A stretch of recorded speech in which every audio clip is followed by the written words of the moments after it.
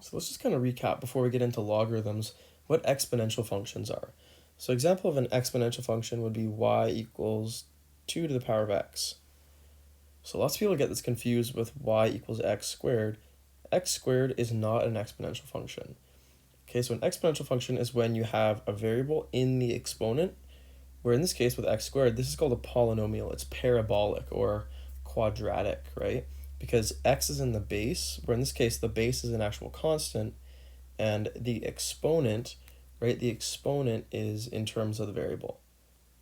So if we were to kind of compare these on a graph, okay, so x squared, right, it starts at 0. I'll kind of zoom in here. It starts at 0, and it kind of makes like this parabola shape, right? Kind of makes a U shape. It's actually not that steep. I'll make it a bit wider. Something like that, right?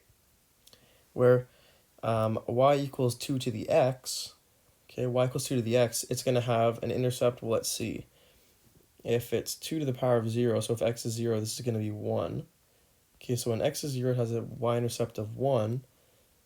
So it's going to have a horizontal asymptote, remember, at 0. It's going to kind of shoot up like this even quicker. So exponential functions are even steeper because as x gets bigger, right, as x gets bigger, then the function's value will get exponentially larger instead of parabolically. So this is called the dominant function when comparing them. Okay, so that's what an exponential function is, but in terms of logarithms, logs are, actually I'll get that graph back. Logs are what's called the inverse of an exponential. So anytime we have an inverse, remember, that's when we essentially replace the x and the y, or we just swap them out. So if we were to kind of draw a dotted line along y equals x, okay, so kind of a straight line here. If we replaced x and y, right, what would happen is for every point on this exponential line, it would be kind of reflected in this axis. It's like a mirror. So it would look something like this. Look something like this. So see how for every point right here, it's kind of mirrored over here. And over here, right, it's kind of mirrored over here. And they kind of have opposite shapes. So the main difference from logs and exponentials is exponentials have a horizontal asymptote, logs have a vertical asymptote. That's one kind of defining feature. As low as this log would go, it would go forever downward and it would never quite hit 0. So if this is y equals 2 to the x, okay, this would be log, all right, y equals log of x in base 2. Okay, these are what's called inverses of each other. And how we can derive them algebraically is we know that since they're inverses, right, when we switch x and y, we're going to get x equals 2 to the power of y. Okay. And what ends up happening is, like this is technically the same as y equals log of x in base 2, except there's a special property of logs that I'll go over in the next video, but if we take the log of both sides, so for example log x equals log 2 to the y, this exponent y and 2 to the y inside the log, we can bring that out front and that is totally acceptable. So the log of 2 to the y is the same as y log 2. Okay, and to solve for y, we divide both sides by log 2.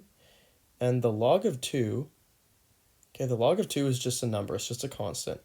And another rule we can have, log x over log 2 is log of x in base 2, that equals y. So I don't expect you to know how we get this, but I just kind of drew it out for you, and I'm going to talk about the properties of logs in future videos. Hopefully it's a bit more concrete, but the main idea is that we learned about exponentials as these things that increase exponentially over greater x values, and they had horizontal asymptotes. Logarithms are kind of the opposite. So as x gets really big, they still increase, but they increase at a slower and slower rate, and they have vertical asymptotes.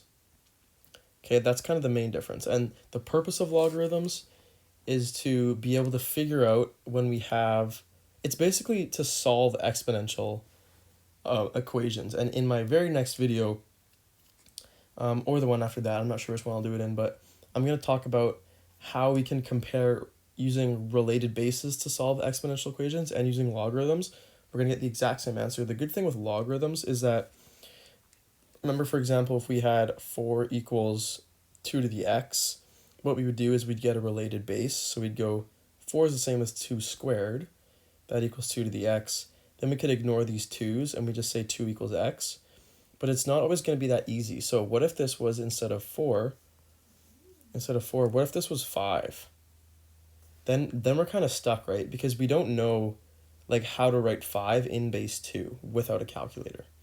Okay, so logs are going to be able to allow us to solve this equation. Okay, so that's kind of the main idea behind logs. I'm going to go over the history of logarithms as well, maybe in a video after that, but that's kind of the essence of logs, and I'm going to see you in my next video where we kind of dive deeper into how we can actually use them.